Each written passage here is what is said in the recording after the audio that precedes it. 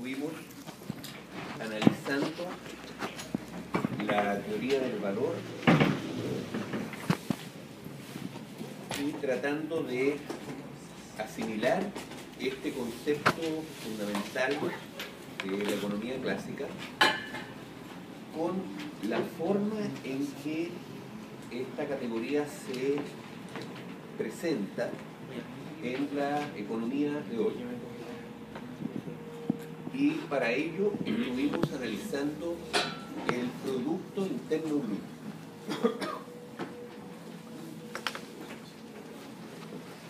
Entonces vimos que la categoría de valor es exactamente la misma que se expresa en el Producto Interno Bruto, o que mide el Producto Interno Bruto.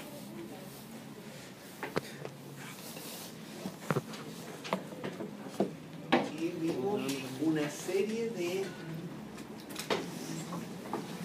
determinaciones de este concepto, una serie de aspectos, para que ustedes puedan hacer el enlace entre el concepto de valor y cómo este se muestra en el Producto Interno Bruto.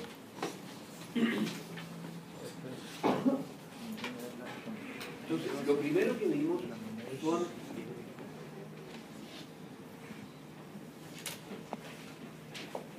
las transferencias.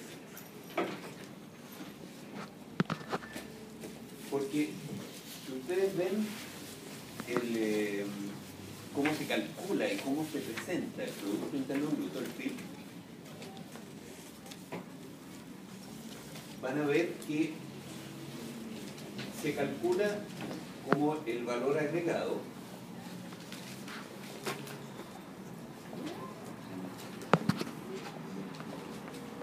que es un concepto que se mide como las ventas menos las compras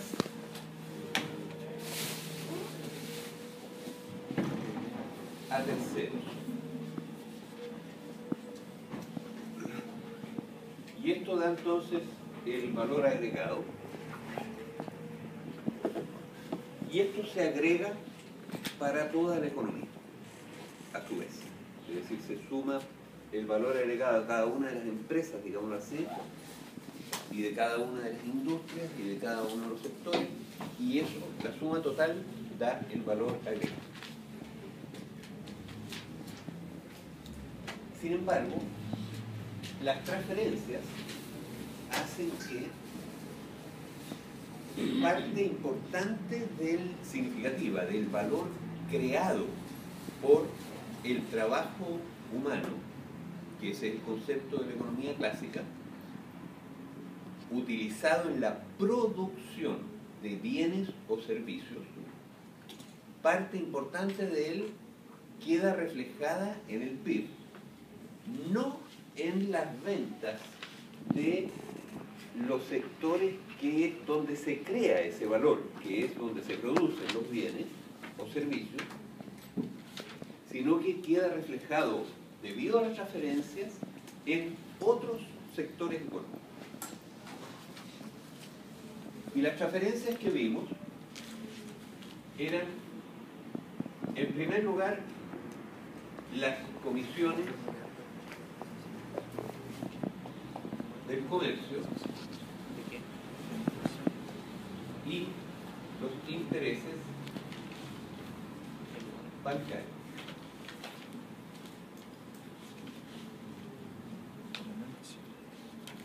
Uno de ustedes hizo una pregunta respecto a los intereses bancarios y que lo medían de una determinada manera en el PIB, porque los agregaban al final, en realidad, las imputaciones bancarias. Pero revisé efectivamente en el PIB nuevo cómo está visto eso y nos resolvieron ellos el problema, puesto que le dan a las comisiones bancarias exactamente, a los intereses bancarios, el mismo trato que otros servicios comprados a terceros. En otras palabras, en el PIB, si ustedes ven esto por sectores, nosotros habíamos tomado el ejemplo de los helados, ¿se acuerdan? Entonces, en el ejemplo de los helados, las ventas de la fábrica de helados eran de 1 millón de pesos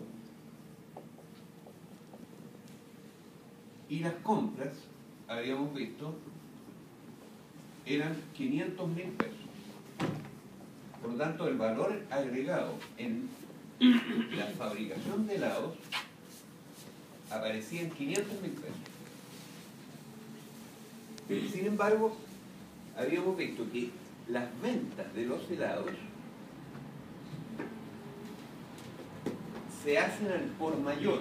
Habíamos puesto ese ejemplo, es decir, el fabricante de helados le vende al comerciante de helado o al supermercado al precio mayorista, y a su vez el supermercado le agrega la comisión del comerciante y lo vende a público.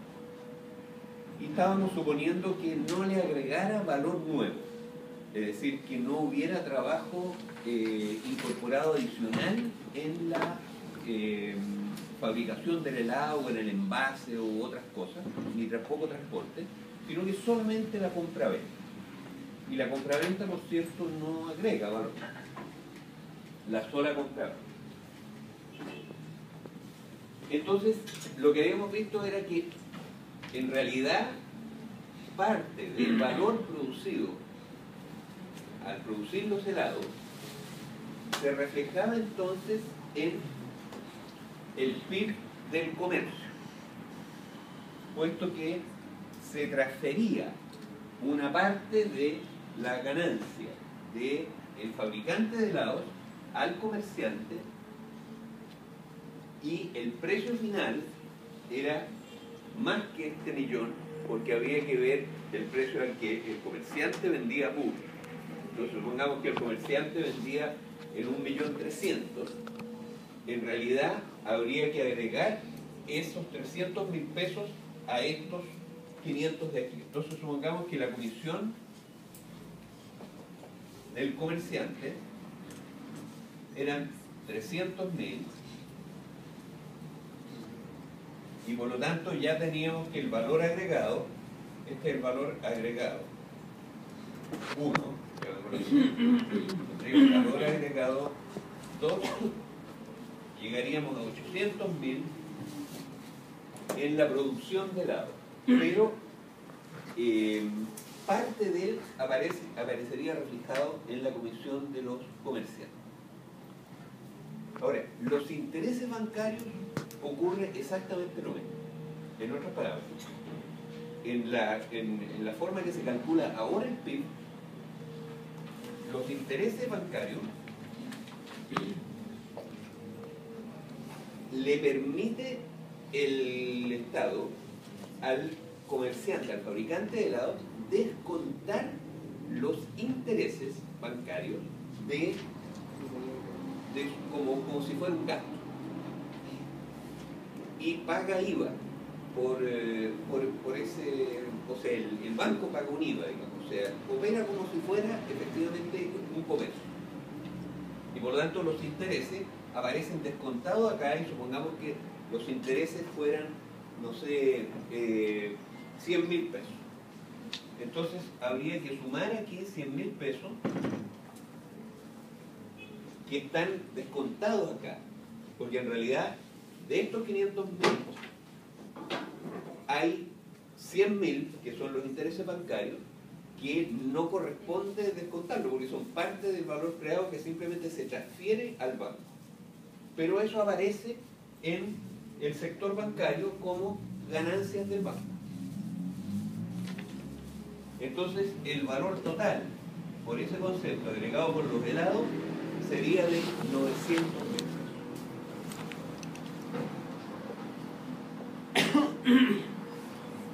Yo lo que estoy tratando de hacer es mostrarles cómo un economista clásico, como Adam Smith, digamos, analizaría el PIB de hoy día, en la visión que él tiene de cómo se crea el valor.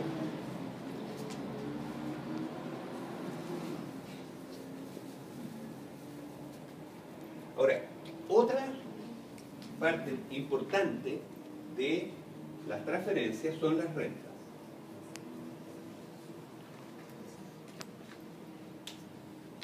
Y las rentas, habíamos visto que esta fábrica de helados, por ejemplo, a lo mejor arrendaba un local. Y ese local que arrendaba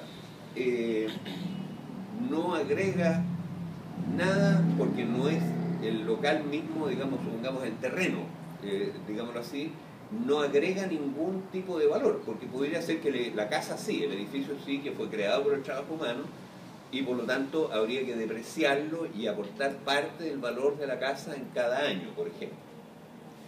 Pero el terreno claramente no, porque el terreno no es producto del trabajo humano, y sin embargo el terreno recibe una renta, porque es un terreno escaso y a lo mejor está ubicado en una zona especial, y como es escaso, digamos, recibe una transferencia por ese solo hecho, por oferta y demanda, digamos así. Entonces habría que agregar a esos 900.000 pesos de allá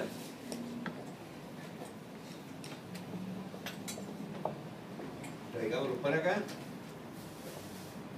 y le agregamos entonces las rentas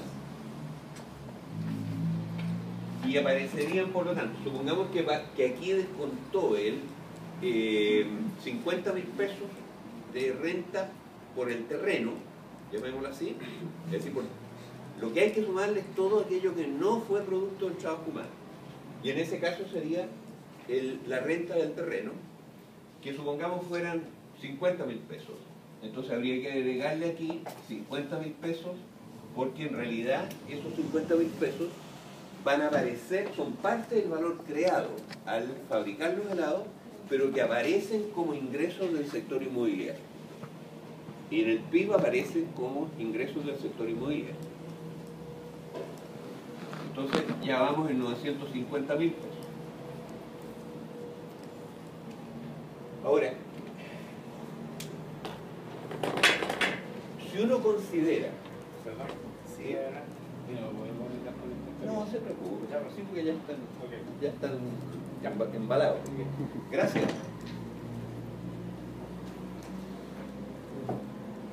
Ahora, parte de las rentas veíamos que son transferencias entre países. Entonces, en el PIB chileno aparece un sector, que es la minería, aportando un 17% del PIB. Esa es la cifra del último PIB. 17%. Sin embargo, en la minería, ya sabemos, trabaja el 1,5% de la fuerza de trabajo asalariada. Y por lo tanto, difícilmente el 1% de la fuerza de trabajo va a poder aportar el 16% del PIB. Y sin embargo, si uno calcula las ventas de la minería menos las compras a terceros de la minería, le da un PIB muy alto. Ahora, ¿de dónde proviene ese valor que aparece reflejado en el PIB chileno, en la cuenta de la minería? ¿De dónde proviene en realidad, de acuerdo a la teoría clásica? Proviene de transferencias de los consumidores del producto minero chileno, en este caso del cobre. Es decir, los consumidores que pagan por el cobre un $3.50, cuando el costo es cero del cobre, es cero porque, como hemos visto, los subproductos pagan todo el costo, o casi todo el costo. Entonces, esos $3.50, ¿de dónde salen? Salen de transferencia de los que compran el cobre hacia acá. Ahora, la renta siempre opera sobre la base de que, acuérdense ustedes que está M de M, digamos, si hay un grupo de mercancías, de productos que no tiene valor, como por ejemplo el mineral de cobre en su mina no tiene valor, de acuerdo a la teoría clásica, porque no es creado por el trabajo humano. Entonces, si se le asigna un precio y si se pagan estos $3.50 por cada libra de cobre, de alguna parte tiene que salir ese dinero, ¿no es cierto? Y de alguna parte tiene que salir ese valor. Pero para que eso sea posible, todos los demás bienes que no son el cobre tienen que bajar un poquito su precio para que la cantidad de valor producido alcance para comprarlos todos. Porque si no, se quedarían algunos bienes sin vender. Porque la demanda general surge de precisamente la venta de los mismos productos. Entonces, si hay productos que no fueron producidos, es decir, que no tienen valor incorporado, pero que sin embargo se les asigna un precio, los precios de estos otros tienen que bajar un poquitito para que haya otros que no queden sin venderse. Así opera la transferencia por renta, de acuerdo a la teoría clásica. Y por lo tanto, en el PIB chileno va a aparecer en el rubro minería un valor agregado, pero que en realidad no fue producido en Chile, sino que fue producido por otros trabajadores, pero que se transfiere hacia nuestro país.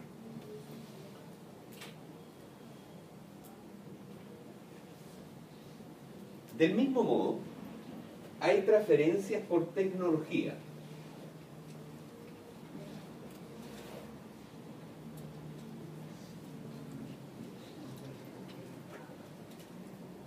Y estas transferencias por tecnología son transferencias, como veíamos, entre las industrias que son intensivas en mano de obra, y como el valor proviene de la mano de obra, de las horas de trabajo, del desgaste de músculos, nervios, etcétera, de la gente que trabaja en la teoría clásica, hay sectores de la economía que tienen mucha mano de obra y por lo tanto generan, aportan una gran cantidad de valor en la teoría clásica, en la concepción clásica. Ahora, sin embargo, hay otras industrias que son intensivas en medios de producción y que reciben transferencias desde las primeras industrias. Y reciben transferencias de las primeras industrias por un mecanismo muy parecido al de las rentas.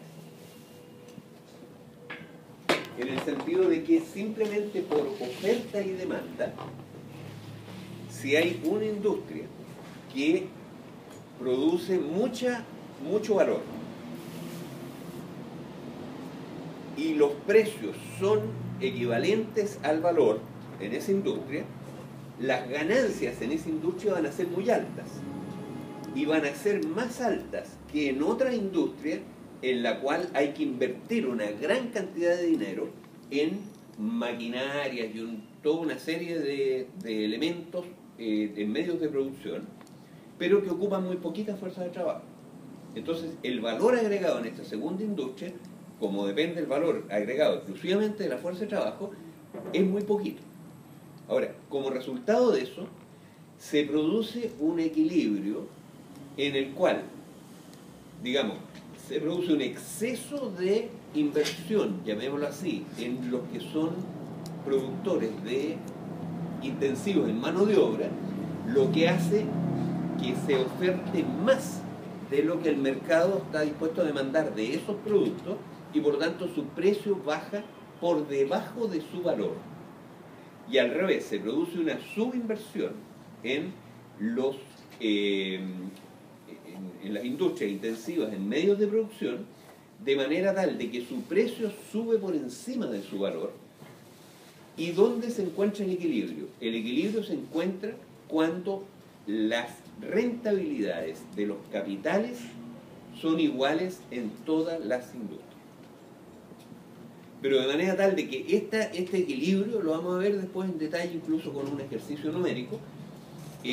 La idea es que el valor total producido depende de la mano de obra total insumida o sea, digamos, que se invierte en productos, en bienes y servicios que se venden. Eso es lo que produce la cantidad de valor. Y después esta se redistribuye de acuerdo a estos elementos que estamos viendo. Y por lo tanto, en el PIB, cuando ustedes lo vean, es perfectamente posible que haya industrias que son intensivas en mano de obra que aparecen aportando al PIB menos valor de lo que en realidad aportan. Pero porque su precio lisa y llanamente es inferior al valor. En cambio hay otras industrias en las cuales pasa lo contrario, porque son intensivas en medios de producción, su precio de venta resulta superior al valor producido en esa industria, de manera tal de que este equilibrio se verifique. Esa es la formulación.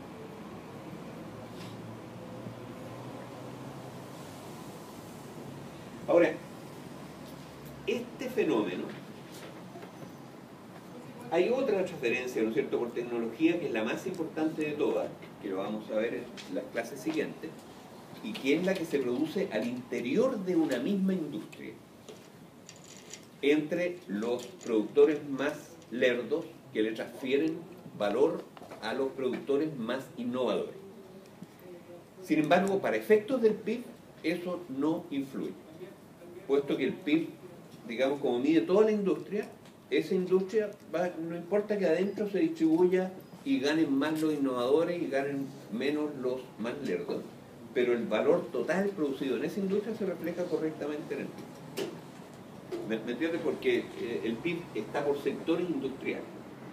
Entonces, por lo tanto, si es la industria de la metalurgia del acero, por ejemplo, va a aparecer ahí lo que ocurre sin perjuicio de que internamente puede haber transferencias entre los productores.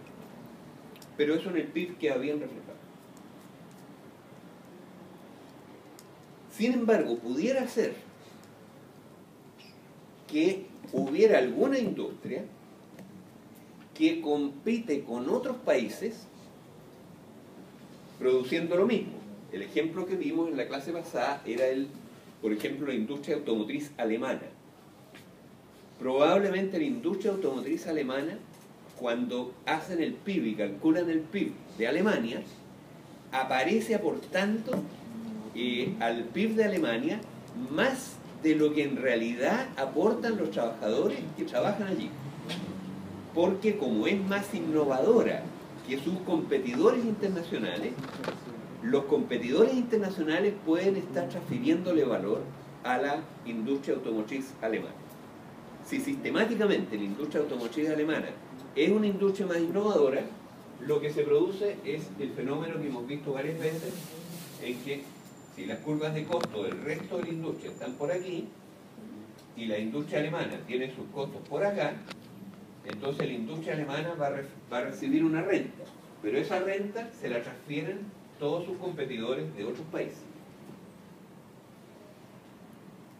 Y por lo tanto, el PIB alemán puede estar sobredimensionando el aporte de la industria automotriz más allá del valor que realmente crean los alemanes. Pero por supuesto, si uno suma a todos los países del mundo, este efecto se anula. Porque ahí esta industria en el mundo entero aporta de acuerdo a los trabajadores que tiene. Igual las rentas, si uno suma el mundo entero, cada uno de los sectores aporta de acuerdo a lo que en realidad, o sea, la suma total va a ser igual a la suma del trabajo incorporado. Esa es la idea de los plazos.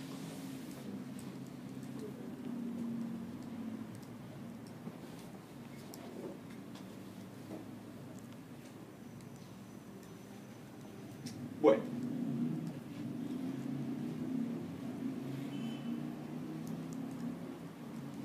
¿qué otro aspecto vimos en relación al PIB?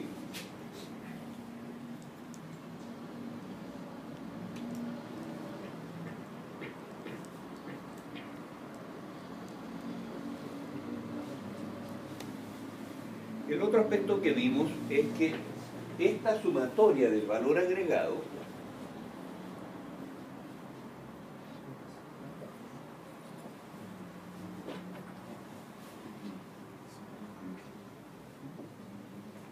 si uno suma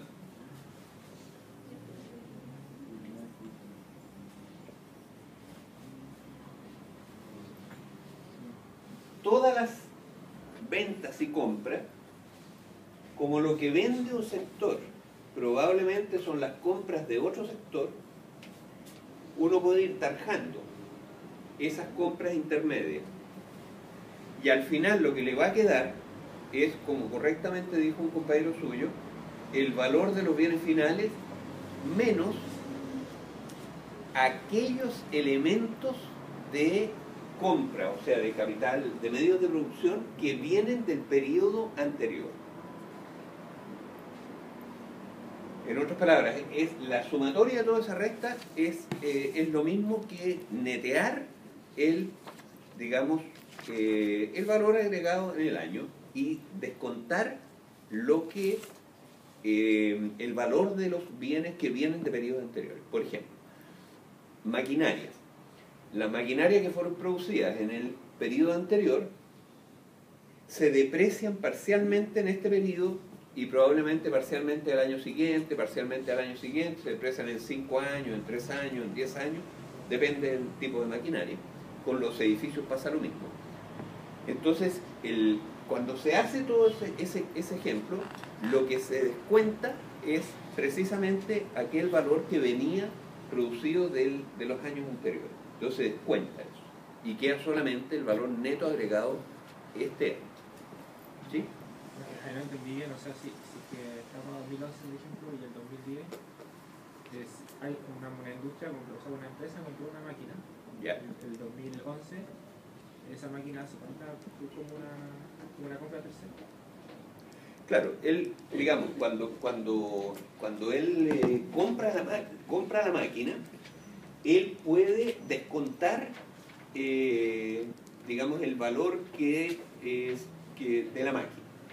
Ahora, en la contabilidad, en estricto rigor, lo que descuenta es la depreciación de la máquina en el periodo en curso. Y por lo tanto, él descuenta un poco este año, un poco al año siguiente, un poco al año siguiente, en fin. ¿Y cuando la compra? ¿El año que la compra? ¿Cuál sería lo que se descuenta? Claro, pero cuando compra la máquina, probablemente va a descontar la completa, digamos, pero después ajustan eso de tal manera que lo que realmente se imputa al PIB como resta es la depreciación de la máquina en ese periodo.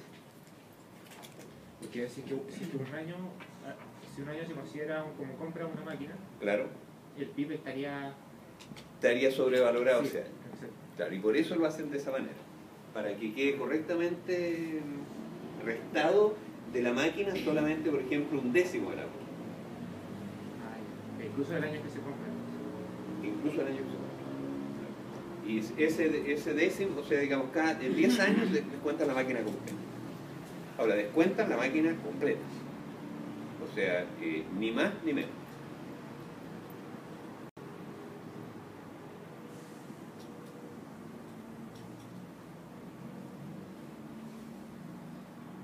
Esto es muy importante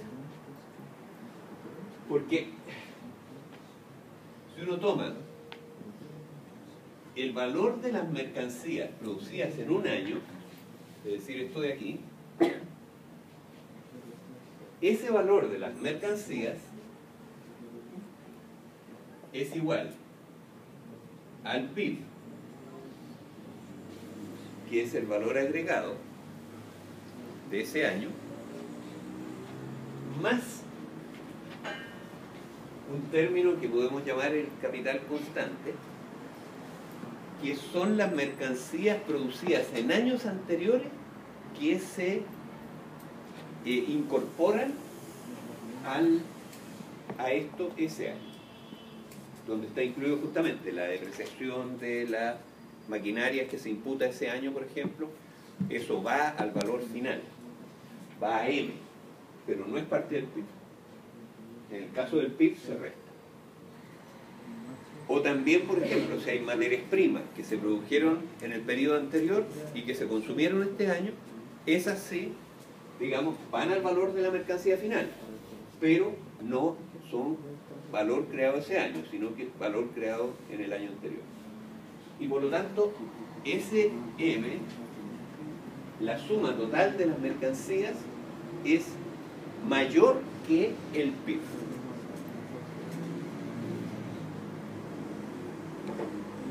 Ahora, yo me imagino que están entretenidísimos ustedes analizando el PIB. Es de las cosas más apasionantes que uno puede estudiar, ¿no es cierto?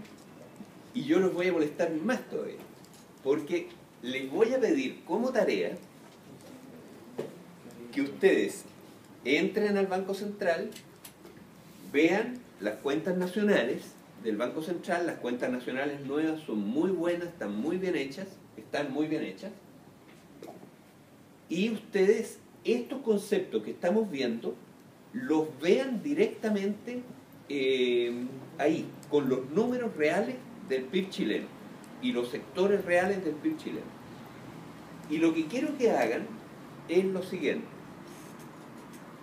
que ustedes indiquen cuáles son las transferencias que aparecen en el PIB chileno. Identifiquen esas transferencias. En otras palabras, ustedes digan dónde se produce el PIB. Busquen aquellos industrias que son productoras de bienes y servicios. Y después vayan identificando, por ejemplo, las comisiones comerciales, que es una transferencia, y las van a identificar ustedes porque hay una partida que es justamente comercio. Los intereses bancarios, que van a aparecer reflejados en la partida de los bancos. El sector inmobiliario, que también aparece aportando rentas. Y por lo tanto, identifiquen cuáles son las, cómo se ven en el PIB estas transferencias.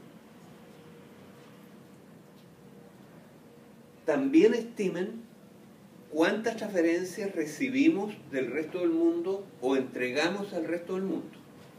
Es decir, tratemos de hacer este ejercicio. Y también me interesa que vean esto.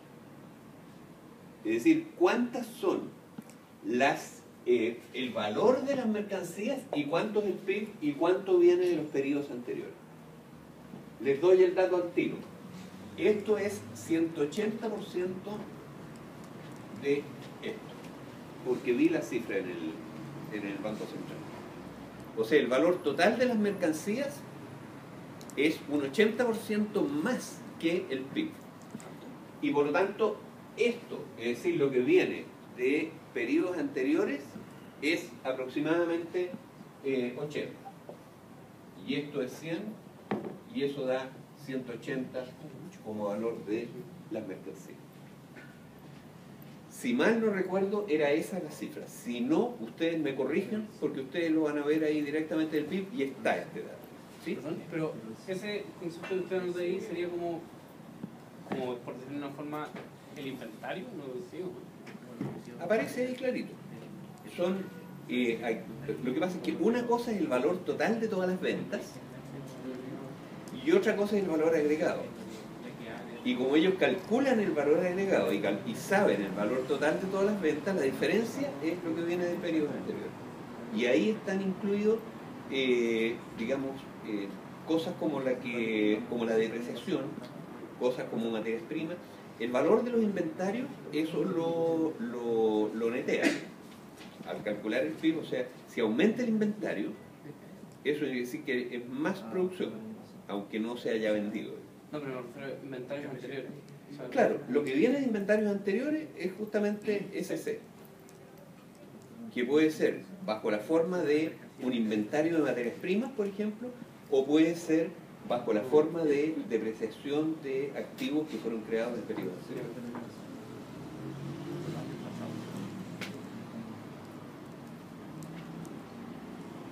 Pero, por ejemplo, para que ustedes se hagan una idea más o menos, en el caso del cobre, yo les decía, las ventas, perdón, el aporte al PIB son más o menos 16%. Ahora, como el PIB chileno son 100 billones de pesos, eso significa que el valor agregado son 16 billones por el cobre, ¿no es cierto? Sin embargo, las ventas de cobre son bastante más que eso.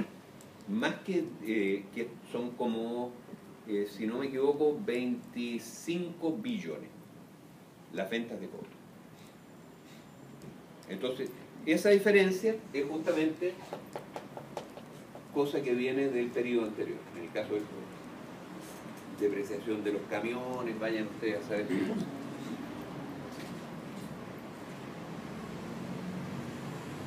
Ahora, la tarea va a ser esa. Lo que a mí me interesa es que ustedes se metan al PIB, vean esto y hagan la relación entre una cosa y otra.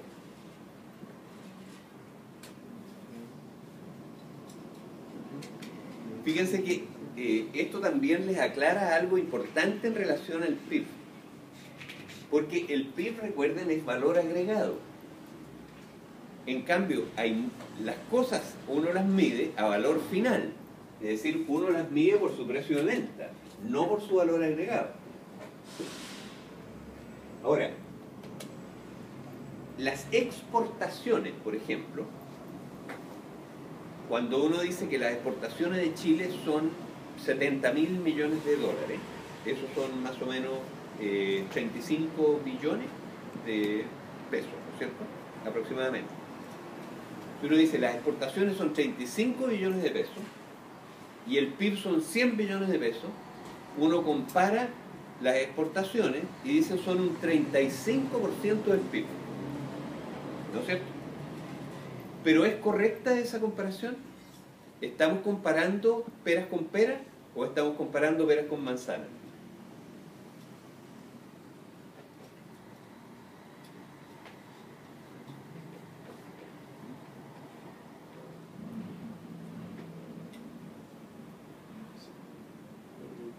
Las exportaciones se miden a precio final. En cambio el PIB, recuerdan ustedes, es valor agregado, es decir, son ventas menos compras a terceros. Y por lo tanto, cuando se comparan cosas como las exportaciones con el PIB, en realidad se está comparando peras con manzanas, porque se está comparando el valor total de las exportaciones no con el valor total de las mercancías producidas en un año, sino que con el valor agregado ese año. Y el valor agregado es menor que el valor total porque hay que restarle aquellas cosas que venían de periodos anteriores. Entonces, por lo tanto, esa comparación que hicimos, que las exportaciones son un 35% del PIB, ustedes ya saben que en realidad es una referencia nada más, porque el valor agregado por las exportaciones es mucho menos que ese 35%, porque hay que restarle, ¿no es cierto?, a las exportaciones todo lo que se necesitó comprar para poder producir las cosas que después se exportaron. Y por lo tanto, si uno ve el valor agregado por las exportaciones, es mucho menor. Ahora, el valor agregado por el comercio exterior, si uno toma como si el comercio exterior fuera un sector, es exportaciones menos importaciones. Y por lo tanto el valor agregado por el comercio exterior a un país es muy poquito. Es muy poquito. Y en el largo plazo es cero. Porque hay años en los cuales hay superávit y hay años en los cuales hay déficit, ¿no es cierto? Entonces, si uno suma los déficits con los superávit, usualmente llega a, en el largo plazo, cero. Y en el mundo, por cierto, el valor agregado por el comercio exterior es cero, porque se netean, digamos, los países unos con otros. Pero una vez países que por mucho tiempo tienen, como superávit. China, supongo que tiene superávit, los últimos, no sé, varias décadas. Exacto. ¿Pero es posible que todos los países tengan superávit? No. Es imposible. Es decir, los superávit de un país son siempre los déficits de otro. O sea, por ejemplo, Alemania. Alemania tiene superávit, ¿no es cierto? Y principalmente tiene superávit ¿con qué países? Con Estados Unidos debe ser. Principalmente con el resto de los países de la Unión Europea. En cambio, Grecia, España, todos los países que están en dificultades tienen déficit. Y el déficit que tienen, la mayor parte, ¿con qué país es? Con Alemania. Entonces, en otras palabras, el superávit de Alemania es exactamente igual al déficit de los países del sur. Y eso es lo que dice, porque Alemania lo que dice es que todos tenemos que tener superávit. Entonces Paul Krugman, cuando vino acá, dijo, bueno, pero resulta que cada país, cuando hay una crisis, trata de exportar la crisis. En otras palabras, trata de generar un superávit en comercio exterior que les permita resolver sus problemas. Pero resulta que cuando todo el mundo está en crisis, ¿es posible hacer eso? No, tendríamos que exportar al planeta Marte. Entonces, por lo tanto, la salida del comercio exterior, que es la otra cara de decir devaluar las monedas, y por eso cuando todos los países intentan hacer esto en las crisis, eso se traduce en una guerra de divisas, que es lo que ha denunciado el gobierno brasileño. Y por ejemplo, cuando los bancos centrales de esos países emiten dinero probablemente mucho más allá de lo que aumenta la demanda por dinero, que ya la vimos la clase pasada, la demanda por dinero aumenta mucho, porque el crédito se contrae. Pero sin embargo, lo que han emitido probablemente va mucho más allá que eso. Y el resultado es que se han devaluado las monedas de esos países, el dólar y el euro. Pero lo devalúan ¿para qué? Para tratar de exportar la crisis al resto del mundo.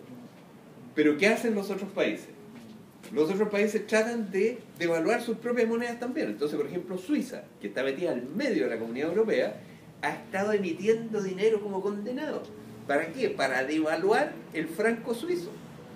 Justamente para no quedar en una posición desmejorada, porque sus exportadores, si se devalúa, ¿no es cierto?, su moneda, pueden exportar mejor. Pero, nuevamente, detrás de todo eso, ustedes se dan cuenta que hay algo que es muy importante y que es el concepto fundamental de la economía clásica. Y es que la cantidad de valor producido es una cantidad dada. No es algo imaginario, sino que es una cantidad dada. Y uno puede hacer muchos juegos, pero no puede, por ejemplo, tener que todos los países tengan superávit. Es imposible. ¿Sí? Usted se refiere a superávit cuando hay la balanza comercial es positiva. Exacto. Ajá. Ahora, ahí puede que hayan beneficios asociados al comercio internacional, propio de que la curva de producción se mejore en un país.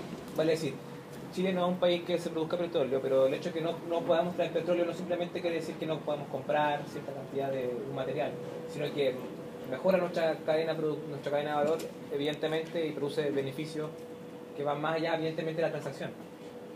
Qué bueno que su compañero hizo esa pregunta.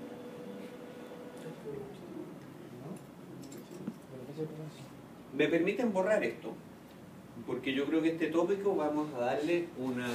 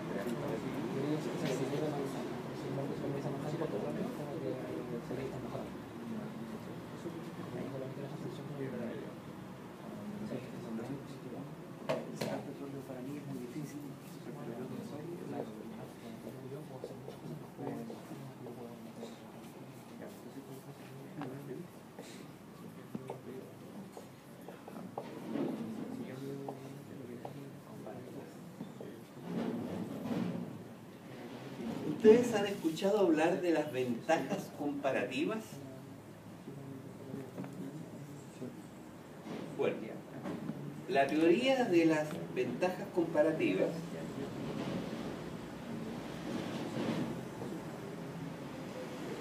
fue desarrollada por David Ricardo que es uno de los más grandes economistas clásicos.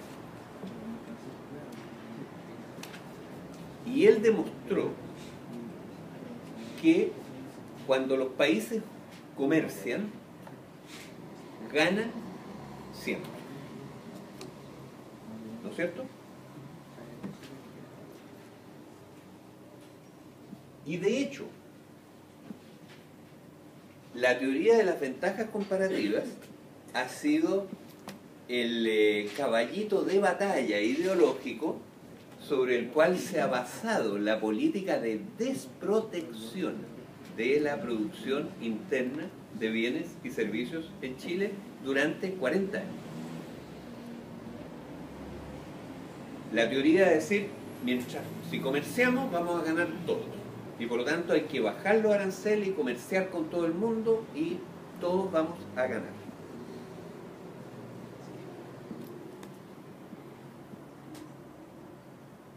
Vamos a analizar la teoría de las ventajas comparativas, pero como lo analiza el propio Ricardo, es decir, a la luz de la teoría económica clásica. Supongamos que hay dos países. País 1 y país 2.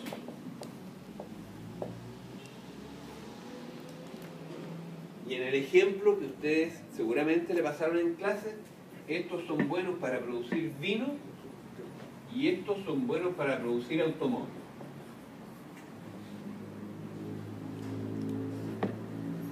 Entonces, la teoría económica indica que si estos se especializan en vino y estos se especializan en automóviles y se intercambian automóviles por vino, estos van a terminar tomando más vino y estos otros van a terminar teniendo más automóviles que si ambos se dedicaran a producir vinos y autos.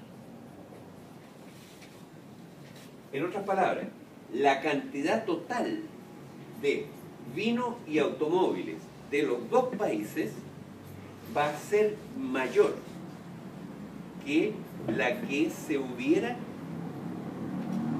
dado si ambos producen las dos cosas. ¿Y por qué? Simplemente porque la misma cantidad de trabajo va a producir más automóviles acá que acá, y la misma cantidad de trabajo, ese es el análisis de Ricardo, va a producir más vino acá que acá. Y por lo tanto, con la misma cantidad de trabajo total, ese es el análisis de Ricardo, se van a producir, si se especializan, ¿no es cierto?, intercambian, esto le venden vino y esto le venden auto, entonces con la misma cantidad de trabajo se va a producir más cantidad de vino y más cantidad de autos en el agregado. ¿De acuerdo? Perfecto. Así es. Obviamente, ¿no es cierto? Sin embargo, les quiero hacer la siguiente pregunta. ¿Cambia la cantidad de valor si comercian o no comercian? ¿Cambia el PIB sumado de estos dos países si comercian o no comercian?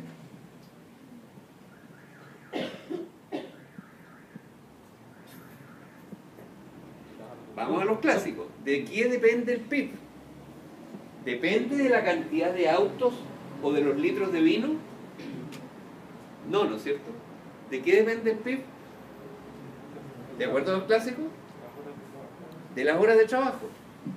Y por lo tanto, si acá tenemos 1000 horas de trabajo y acá tenemos 1000 horas de trabajo,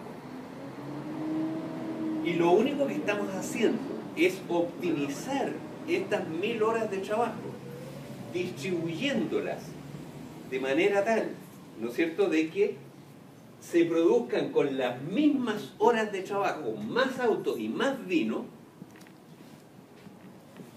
¿va a cambiar el PIB? No, porque seguimos teniendo 2.000 horas de trabajo. ¿Qué es lo que va a ocurrir con el precio del vino y el precio de los automóviles? Bajará. Va a bajar. Eso es.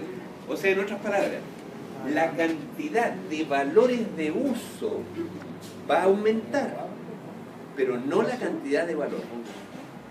¿Y qué es lo que ocurre con el comercio exterior? Exactamente esto que dice Ricardo. En otras palabras, el comercio exterior no incrementa el PIB. Lo que incrementa son la cantidad de bienes en el mundo, que es distinto. Y el valor unitario de los bienes baja. Fíjense qué interesante. ¿Sí? No pasa que la hora de trabajo se considera que tenía un valor distinto dependiendo de... Por cuando eres más eficiente o vas menos fuerte. ¿Podrías habla más fuerte? Porque no te escuché, soy sordo, y además pues que se grabe.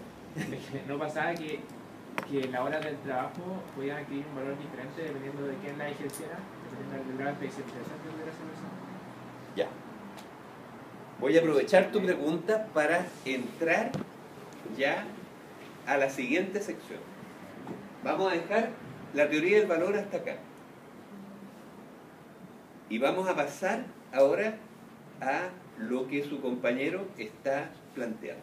Porque él, te voy a pedir por favor que repitas de nuevo la pregunta. Tú decías, el valor de las horas de trabajo.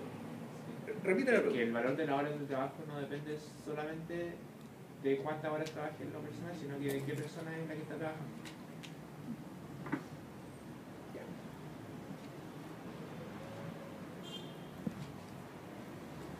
Tú usaste un concepto, el valor de la hora de trabajo. ¿A qué te refieres con el valor de la hora de trabajo? ¿Te refieres a lo que gana la persona en una hora o a lo que genera la persona en una hora? Yo creo que a lo que genera. ¿Ya? Lo que genera efectivamente depende de quién lo hace, ¿no es cierto? Pero ¿cuáles son las únicas determinantes de la generación de valor? El tiempo de trabajo, pero en este caso es una hora, ¿no es cierto? Por lo tanto es igual. ¿Cuáles son las otras dos determinantes de la cantidad de valor producido por hora? El tiempo que se usó antes para... Por lo tanto, digamos la calificación, claro, que es lo mismo que dices tú, es el tiempo que se usó antes para prepararse. Y eso se llama complejidad o calificación de la fuerza de trabajo. La intensidad. Y la intensidad. Ahora, lo que suponen ellos en esta ecuación, digamos, es que de alguna manera son estas 1000 horas, incluyen eso. A lo mejor es más calificada la fuerza de trabajo de acá. Y por lo tanto, estas 1000 horas equivalentes, digámoslo así, se obtienen con menos trabajadores. Por ejemplo, los suizos. Los suizos son increíbles, son 7 millones. Sin embargo, tienen de las 10 corporaciones más grandes del mundo, creo que hay 3 que son suizas. El Banco UBS, el Banco no sé cuánto, y Nestlé y Brown Boveri. Son como 4. Es impresionante. O sea, probablemente no son las 10, pero yo tuve las 20. O sea, es un pueblo muy chico, pero que produce mucho. Ahora, la razón principal, por cierto, es que es un país en el cual todos producen mercancía. Es decir, no hay campesinado tradicional, digámoslo así, comparado con África, por ejemplo, con Haití. Pero también es porque son muy calificados ellos y tienen mucha formación y por lo tanto cada hora de trabajo de ellos vale probablemente el 30% más o el 40% más de lo que otros, ¿no es cierto? O sea, perfectamente puede ser que este país sea Suiza o Alemania, que produce los automóviles, y por lo tanto la cantidad de trabajadores que va a haber para esto va a ser menor que la de acá para enterar estas 1000 horas de trabajo equivalentes. En ese sentido es correcto lo que tú dices, hay que tomar en cuenta. Pero, perdona, lo que no puede cambiar es que esto tiene que ser igual a esto, en valor. O sea, lo que exportan para un lado tiene que ser igual a lo que exportan para el otro. Y eso son horas de trabajo equivalentes, que se miden en valor. Pero es correcto lo que dice su compañero, es decir, estas 1000 horas de trabajo perfectamente pueden ser menos trabajadores más calificados y que trabajen más intensamente. O sea, pero la proporción ahí es más o menos la que son, por ejemplo, en los últimos 50 años, sacábamos la cuenta que la fuerza de trabajo chilena, ¿cuánto había aumentado su capacidad de producción de valor por su mayor calificación? ¿Se acuerdan que lo vimos en la introducción?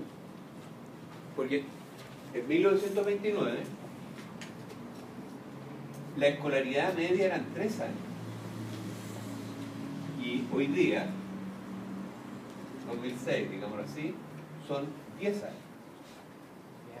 Por lo tanto, hay un aumento de la escolaridad de 7 años, ¿no es cierto?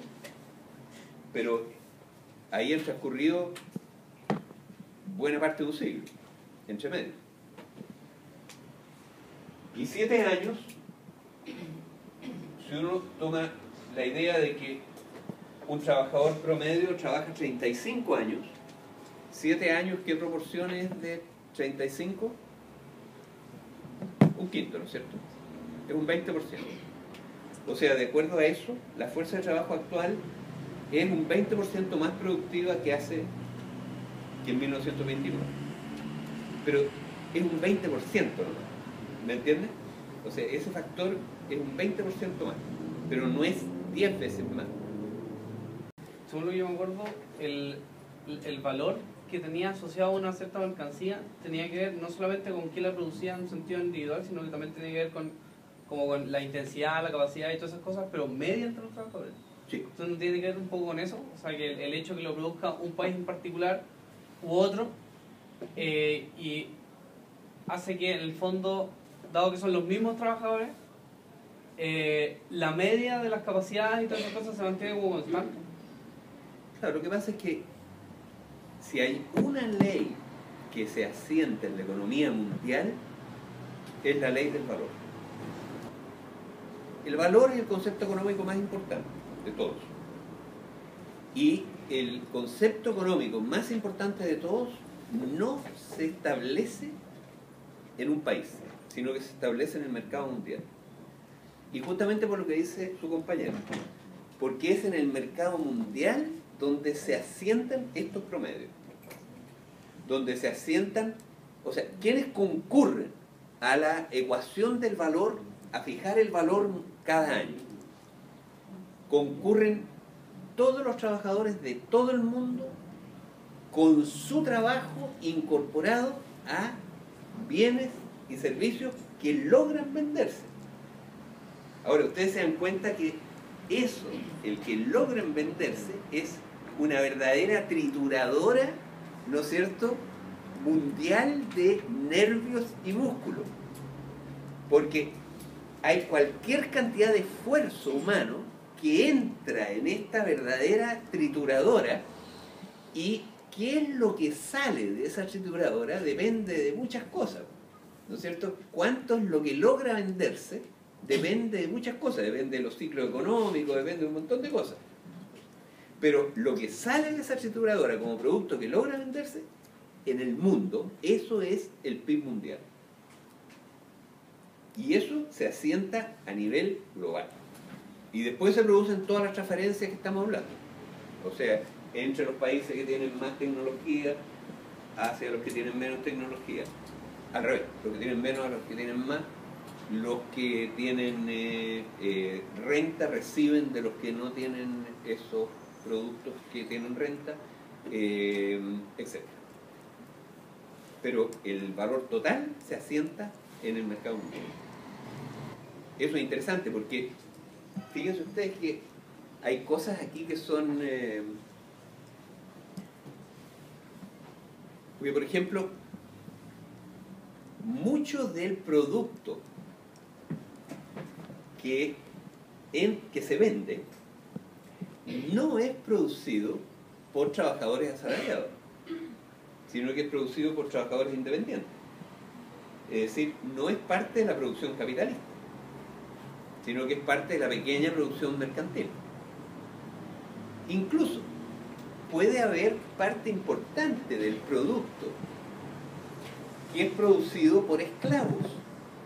Por ejemplo, en el siglo XIX, ustedes recuerdan que es el siglo donde hubo más esclavos en la historia de la humanidad. No fue en el Imperio Romano, que era el imperio esclavista, sino que fue en el siglo XIX, donde la potencia esclavista principal, la que dominaba el comercio de esclavos, ¿cuál era? Inglaterra. Inglaterra dominaba el comercio de esclavos. O decir, la primera potencia capitalista dominaba el comercio de esclavos. ¿Y por qué dominaba el comercio de esclavos? Porque resulta que había que producir azúcar.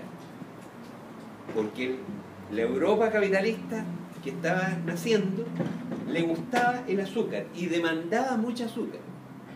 Pero resulta que el azúcar no se podía producir, antes que inventaran el azúcar de remolacha, no se podía producir en Alemania, sino que tenía que producirse ¿dónde? En Brasil o en las Antillas, ¿no es cierto? En Cuba, por ejemplo, o en Haití, o en la Martinica, o en fin, todas las islas, digamos, del Caribe. Pero resulta que en las islas del Caribe, ¿quién iba a producir el azúcar? Los indígenas que estaban ahí los habían matado a todos, o los habían exterminado por otras vías, ¿no es cierto?, enfermedades, etcétera, ya como 3 siglos antes. Y había allí una población flotante de personas dispuestas a vender su fuerza de trabajo. No. Entonces, ¿qué es lo que hicieron ellos? Importaron mano de obra de África, mano de obra esclava. Ahora, esa mano de obra esclava, en la trituradora mundial del valor del siglo XVII, XVIII, XIX, entraba a la ecuación del valor, porque el producto del trabajo humano, al igual que el producto del trabajo humano de los esclavos del tiempo de los griegos, también era lo que determinaba el valor. Entonces, para determinar el valor total producido en el mundo en el siglo XVIII, había que sumar a todos los productores mercantiles de Europa, a todos los productores mercantiles de, no sé, en Estados Unidos casi no había en ese momento, pero eran de Europa principalmente, pero también a todos los que había en India, a todos los que había en China, pero también a los esclavos que estaban produciendo azúcar en las Antillas o en Brasil. ¿Por qué? Porque ese trabajo humano entraba a esta ecuación de general del valor.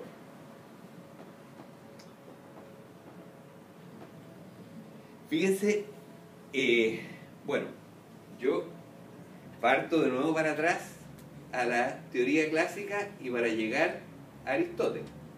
La lógica de todo el asunto es que para que mercancías, por ejemplo el azúcar, pueda intercambiarse por otras mercancías, por ejemplo, ¿qué otra cosa se producía en el siglo XVIII en Europa? Telares. Ya, en India, por ejemplo, los pequeños productores producían telares, ¿no es cierto? En Inglaterra empezaban a producir ahí, siglo XIX, ¿no? Pero bueno, supongamos por las telas. Para que se puedan intercambiar el azúcar por las telas, algo tienen que tener en común. Y los clásicos dicen, ese algo que tienen en común es el trabajo humano incorporado. Y en ese caso, el trabajo de los esclavos vale tanto como el trabajo de los obreros escoceses. Ahora, probablemente el de los obreros escoceses vale un poquito más. ¿Y por qué un poquito más? Por lo que decías tú. Porque probablemente es más calificado el obrero escocés. Pero probablemente un 20% más que el del esclavo. O sea, lo que aporta de valor más el obrero escocés que el esclavo debe ser como un 20%, un 30%. Su trabajo probablemente es más intenso. Probablemente si suma la intensidad con la calificación, cada hora del trabajador escocés seguramente produce un 50% más que el de valor que el esclavo. Porque los esclavos en realidad, entre otras cosas, por eso el esclavismo dejó paso a otros regímenes de producción. Los esclavos trabajaban poco y mal. Esa es la verdad, porque ni gire, pues, si uno está esclavizado, ¿qué es lo que trata? Trabajar lo menos posible. Bueno, los esclavos efectivamente trabajaban poco y mal y no cuidaban tampoco las herramientas, porque no les importaban un bledo las herramientas. Entonces, en ese sentido, es muy probable que el escocés efectivamente produjera más. Bueno. Profesor, ¿sí? tengo una pregunta. Cuando se habla de la especialización del trabajo, o sea, como la división del trabajo, la especialización, ¿ahí va en la intensidad o en la calificación? La división del trabajo. Sí. Cuando se postura eso y se postura la especialización del trabajo, ahí ese trabajo que produce más es con menor intensidad o porque estamos calificando a la persona. Bueno, es muy importante tú mencionas otro concepto, ¿no es cierto? Que es la división del trabajo. Cuando hay destreza, igual trabaja rápido. Cuando hay alta destreza, no trabaja más rápido. Ahora, la división del trabajo tiene dos acepciones. Una de ellas es la división del trabajo al interior de la fábrica, que la vamos a ver en las clases siguientes porque eso es la manufactura. Y es la especialización en hacer una sola cosa y que eso aumenta mucho la productividad. Pero ojo, aumenta la productividad en valores de uso. O sea, significa que en la misma hora puede producir una mayor cantidad, por ejemplo, de vino. O este otro, una mayor cantidad de autos, porque están especializados. ¿No es cierto? Pero no de valor, porque el valor depende de la cantidad de horas de trabajo, de la intensidad y de la calificación. Ahora, la división del trabajo es un concepto clave de la economía. Porque economía tiene que ver, en realidad, con las cosas que se compran y se venden. Tiene que ver con el valor, tiene que ver con el PIB. Eso es la economía. Ahora, la base de la economía es que las cosas se vendan.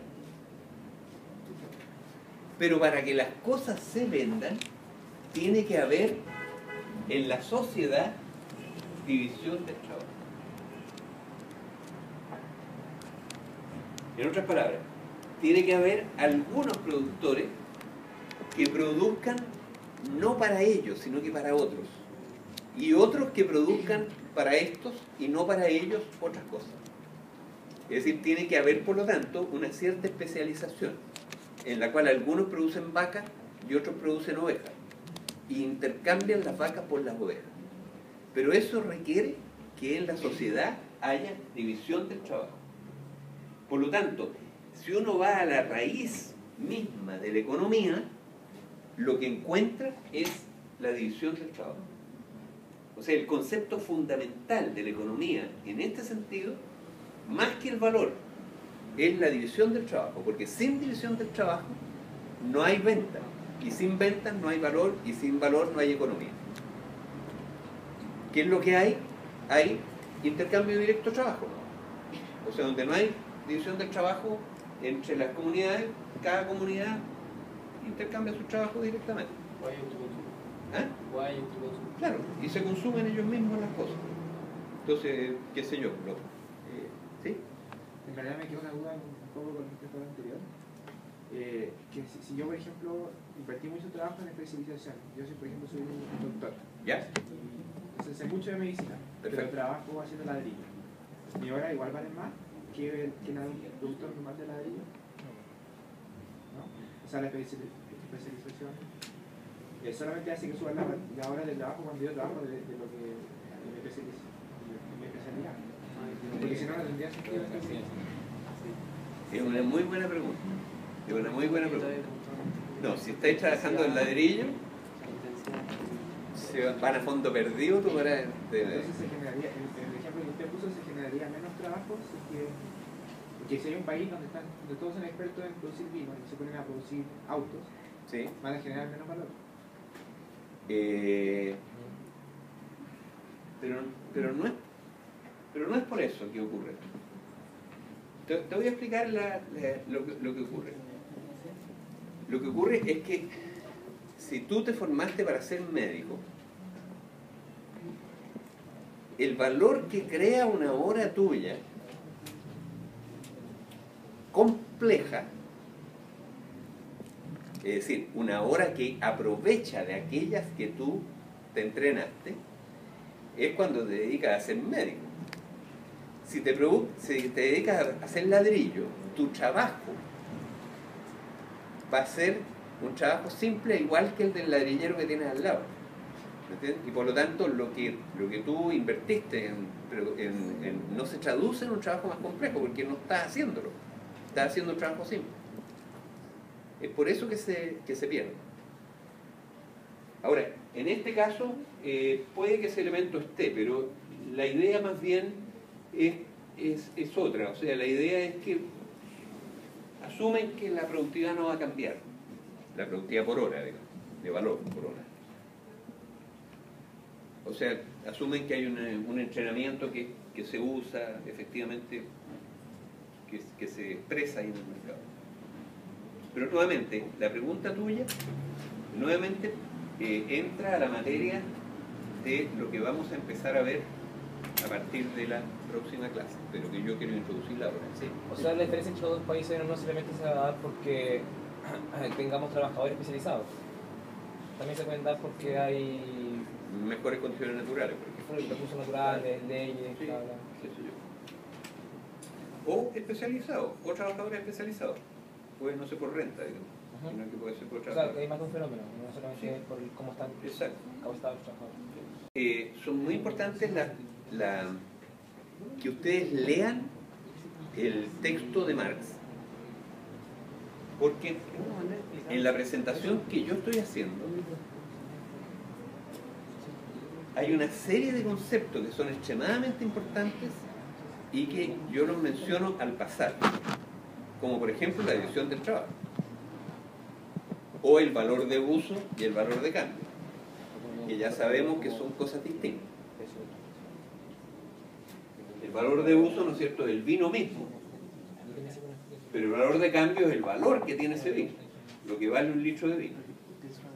Y veíamos que el valor del litro de vino no va a cambiar porque se produzca más vino, si la cantidad de trabajo invertido sigue siendo la misma.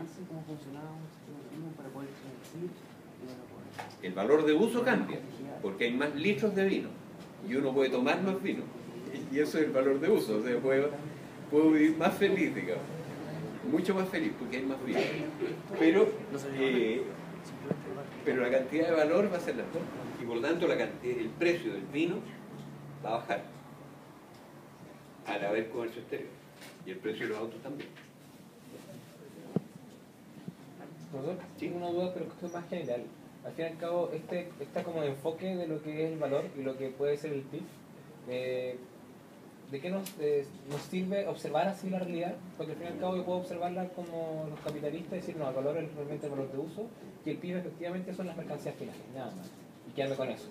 Y puedo tomar esta información y observar los mercados, y voy a ver algunos fenómenos y otros voy a dejar fuera. ¿De qué nos sirve este enfoque sobre el otro? Por ejemplo, te sirve para entender por qué el PIB mundial a fines del próximo siglo va a crecer fundamentalmente en África y no en Japón. Y eso tiene bastante importancia. Entre otras cosas, es porque va a cambiar completamente el equilibrio, no solo económico, sino que político y cultural del mundo. Entonces, es tan importante esto que probablemente a fines del siglo el estatus que adquiera África y la cultura africana en el mundo entero sea tan importante como el que está adquiriendo China, por ejemplo, o el que adquirió Japón en el mundo cuando estos se desarrollaron. Ahora, ¿y por qué es necesario esto? Porque lo que explica eso, ese crecimiento, ¿no es cierto?, de África, es porque efectivamente África es el país donde va a aumentar más la cantidad de trabajo incorporado a la producción de mercancía. ¿Y por qué? Porque África hoy día tiene mucha gente, pero son todos campesinos. Entonces viven felices, pero no venden nada. O Haití. Entonces, todo esto que estamos hablando, por ejemplo, Haití. La gente va a Haití, al país Haití, y dice, qué pobreza, ¿no es cierto?, qué miseria, y qué terrible, en fin, todo eso. Sin embargo, una mirada de economía política, es decir, una mirada que tome en cuenta estos factores que estamos hablando, puede entregar resultados muy diferentes. En el caso de Haití. Porque, por ejemplo, uno puede explicarse por qué Haití justamente es el país más atrasado de toda América. ¿Y saben por qué Haití es el país más atrasado de toda América? ¿Hablan francés? Uno podría decir hablan francés, o son negros, porque son negros, pero la verdad es que mucho más probable que eso, como dice Eric Hobsbawm, el gran historiador que de paso falleció hoy día, les recomiendo que lean a Hobsbawm. Aprovecho de hacerle el comentario. Hobsbawm dice, también puede explicarse porque la música haitiana es de una determinada manera. Uno puede explicarse. La historia del mundo dice a partir de la historia del jazz. Él fue un gran historiador del jazz. Incluso hizo ejercicios por jugar, explicándose, por ejemplo, la historia de Estados Unidos a partir de la historia del jazz, que son entretenidísimos de leer. Bueno, pero dice, es mucho más útil aprovechar lo que nos legaron los economistas políticos y fijarnos más que en la historia del jazz, en la forma en que la gente vive y trabaja. Bueno, si uno se fija en la forma en que la gente vive y trabaja en Haití, puede entender muy probablemente por qué Haití precisamente es el país más atrasado. Hoy, ojo, hoy.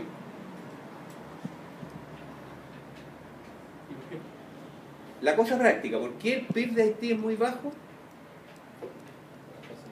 Ya lo aprendimos, ¿no es cierto? Es porque los haitianos no venden nada, porque casi todos de ellos viven en el campo. O se dedican a la pesca, pero para ellos mismos. Y por tanto no venden nada. Por eso el PIB es muy bajo.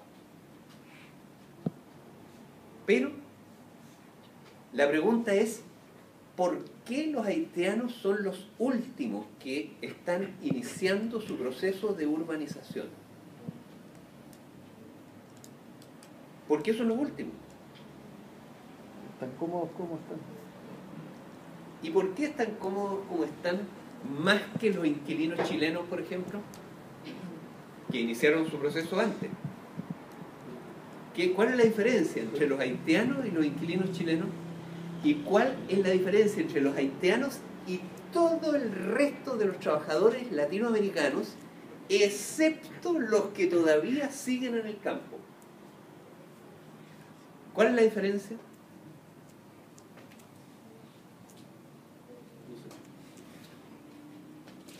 ¿Qué pasó en Haití en 1804?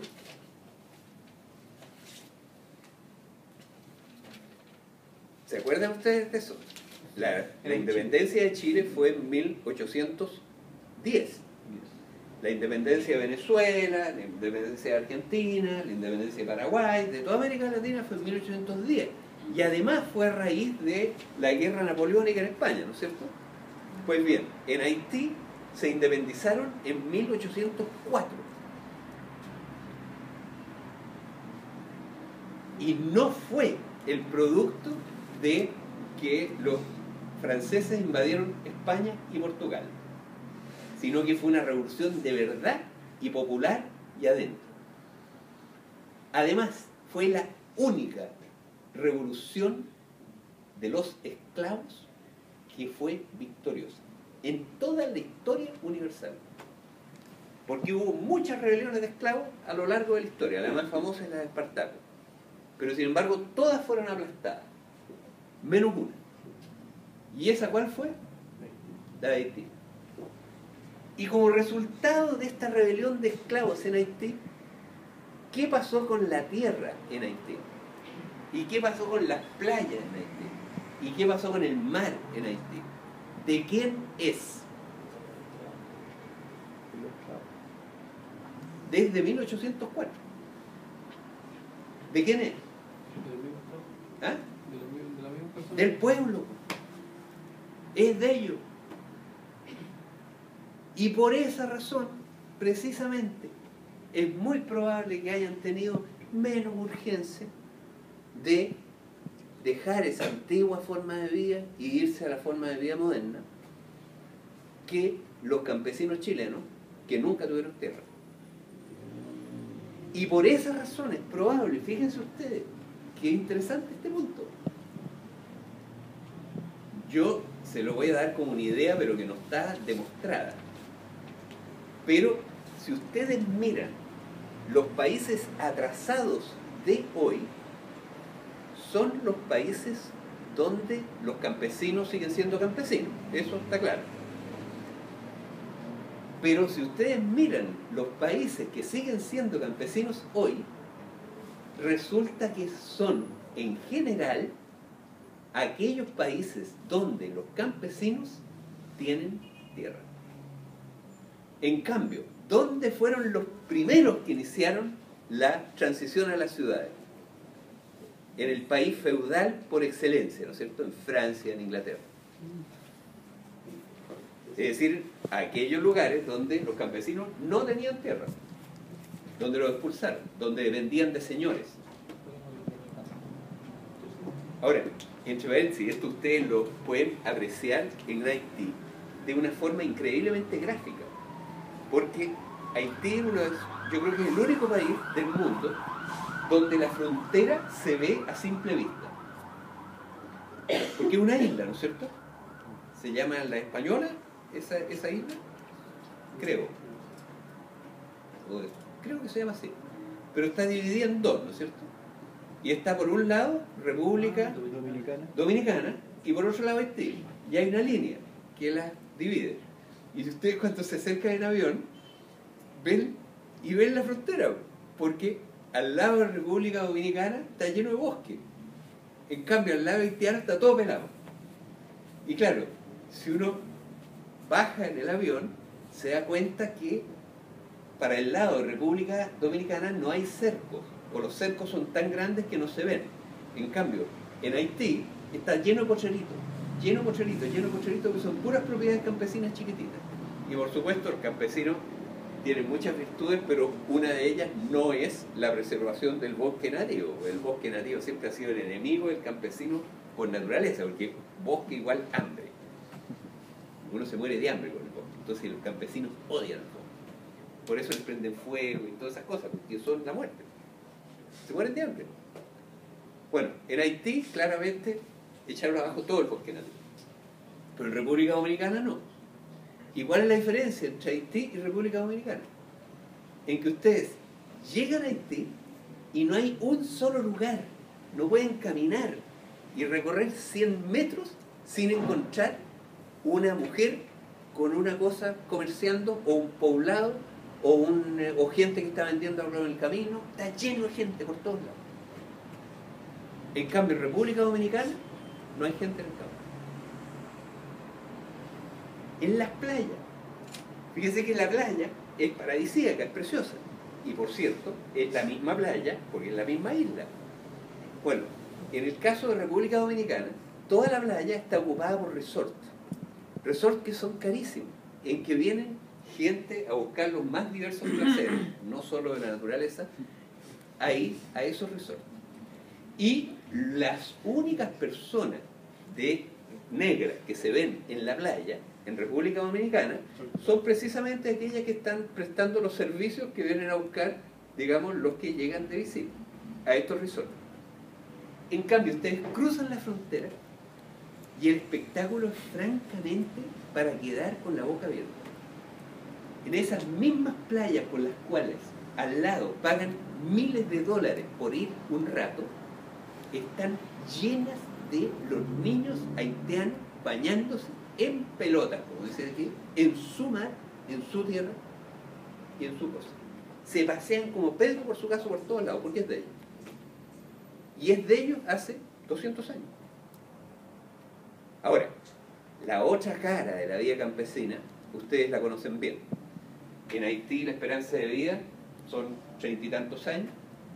Cuando el año es bueno, están felices. Cuando el año es malo, mueren como moscas, no tienen servicio sanitario, en fin. Pero que haya un incentivo a que sean los últimos de irse a las ciudades, por esta razón, sí la hay. Ahora, ustedes se dan cuenta que detrás de esto que estamos hablando, el concepto básico es el concepto de los clásicos. Porque ¿de dónde partió este razonamiento? De por qué es pobre, porque no tiene PIB, y por qué no tiene PIB, porque las cosas no se venden, y por qué no se venden, por el régimen social que hay, que la gente vive para el autoconsumo. En República Dominicana, por ejemplo, tiene un tremendo PIB, mucho más que el de Haití, a pesar de que los haitianos trabajan tanto como los otros, pero trabajan y consumen ellos mismos. Bueno, para entender economía política, vayan a Haití. Ahí la van a ver clarito. Pero no necesitan ir tan lejos, porque si van a Machu Picchu, que ya lo vimos, que tienen que ir como tarea del curso, si van a Machu Picchu van a ver exactamente esto mismo. Porque van a ver a todos los campesinos de la zona andina, son campesinos propietarios. Son campesinos que tienen tierra. Bueno. ¿Cuánto rato nos queda? Son las 4. Terminamos.